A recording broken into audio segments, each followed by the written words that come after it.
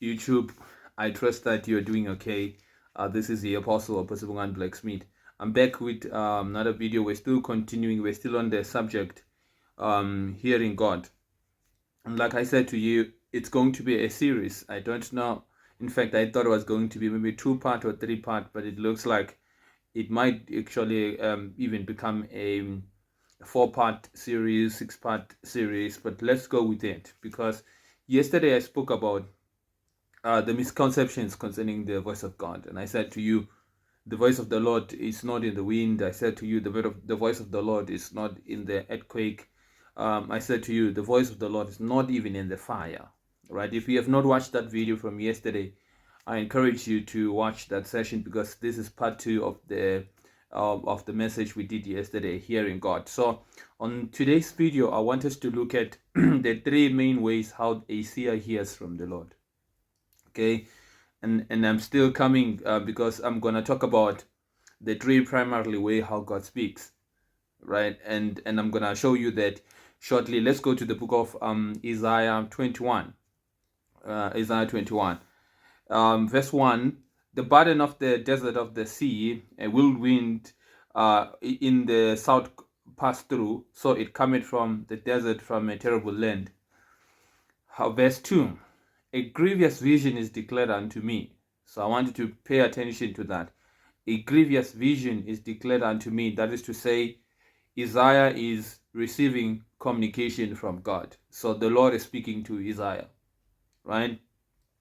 A grievous vision is declared unto me. The treacherous dealer dealed treacherously, and the spoiler spoiled. Go up, O Elam, besiege, O Media. All the sighing thereof have I made to Seers. Verse 3. Therefore are my loins filled with pain. So when Isaiah is receiving these communications, there are 3 main things that are happening to him. One of the first things that is happening to him is that he says, my loins are filled with pain. So that is to say, when the Lord was speaking to Isaiah felt something. Right? That's the first thing. Isaiah felt something. When God spoke to him, he felt something. And let's continue.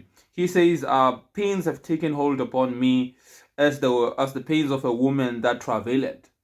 So it says, and then he says, I was bowed down at the hearing of it. So the second thing that happens to Isaiah is that he heard something.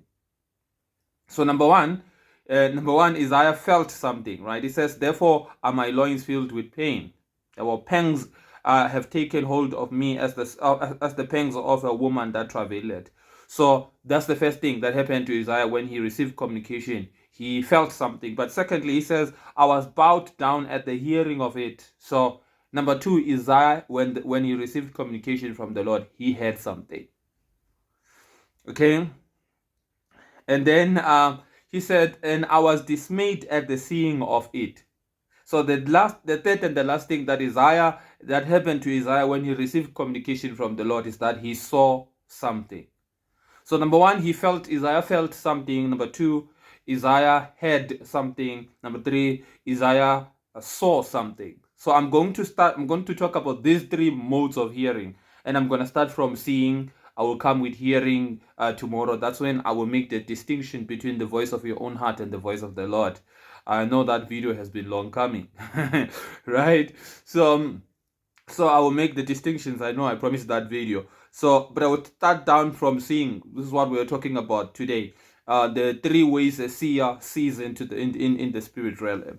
And then tomorrow we're going to talk about the more Nabi dimension, the hearing part of, I'll talk about hearing. And then lastly, I will talk about he felt something, how God speaks through impressions. We will get into all of that. Now listen up then. There are 3 main ways how a seer sees in the spirit. The first one is mental impressions or visions of your head. In fact, it doesn't matter what it's called, right? Because I think one of the things as a prophetic person you must be clear on is that we use words to try to capture and describe spiritual realities, right? But words oftentimes they're not sufficient, right? So, but still, words is an attempt for us to try to explain certain things. So you must not be stuck in definitions and categories, right? Like, for example, one prophet can come and say there are 7 types of visions.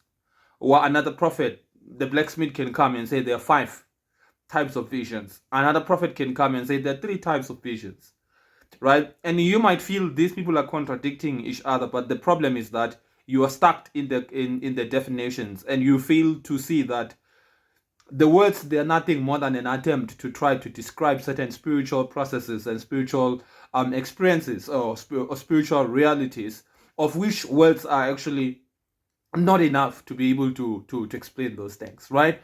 So even now, don't build the doctrine out of the definitions and the categories that I'm giving to you. Okay, so it's to help you, it's to guide you as to understand how these things really work. So number one, it's mental images. Like right now, if I ask you right now to close your eyes and picture an elephant, right? In fact, you might as well go on, close your eyes and picture an elephant.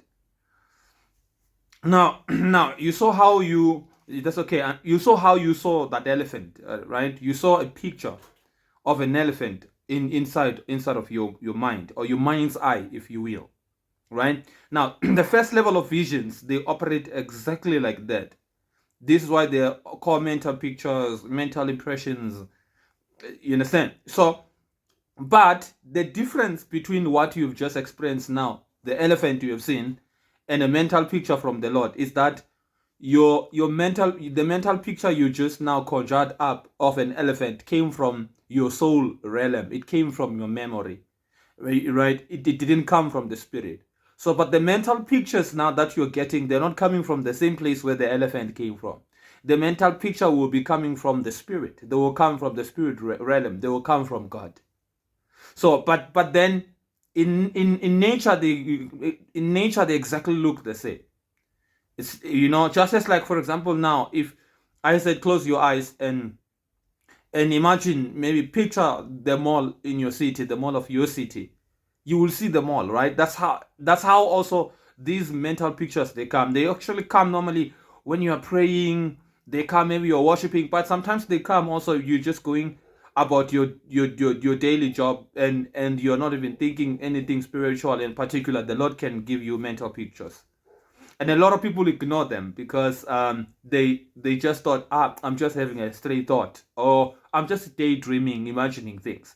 But this is one of the ways how the Lord can speak to you. So it's very important to take those serious. Let's move on. Number 2, the second types of visions is seeing into the spirit realm with your natural eyes. Now this is the second way how the Lord speaks. A seer sees into the spirit realm. So what happens is the vision comes and superimposes itself on your natural surrounding, and it doesn't look like you are seeing any vision. It's like you are seeing in the natural. That's why actually most of the time, the way that you know that you are seeing into the realm of the spirit and it's a vision is that when it disappears, just after when it disappears, you realize, oh, it was a vision. Like, remember when Peter was taken out of prison, the angel came, the prison doors opened, the chains fell off, it led Peter out of the prison, and the Bible says Peter said to himself, I'm having a vision. So what was happening is Peter has had so many such visions that he was not able to tell between reality and like natural reality and spiritual reality. So at this point, the way he was so arrested, he disbelieves that the angel could be taking him out. He's like, no, this is just happening in a vision. To his surprise, when the angel let him go outside, when he was out of prison and the angel was saying, go, you realize, okay, it's not a vision. Right? But if it was a vision, it would look exactly like that. Peter would not know that he's actually happening in the spirit. He's seeing in the spirit. He would think he's still in prison and he's maybe, maybe dreaming. But you understand? So that's how visions happen. Like, for example, right now, let's say right now you're watching me on the screen of your phone. If you were to see a vision that will do with your phone and your YouTube, you might see, let's say something, maybe you might be given an information in a screen format, like a video, and a video can come and superimpose itself up on top of my video, and you probably you will stop seeing me.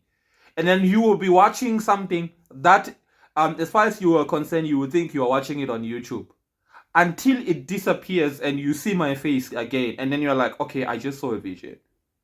So those, we call that natural visions. In fact, doesn't matter what they are called, but they are those types of visions, because I'm trying to break you from, rigidly holding on to definitions, and because they will end up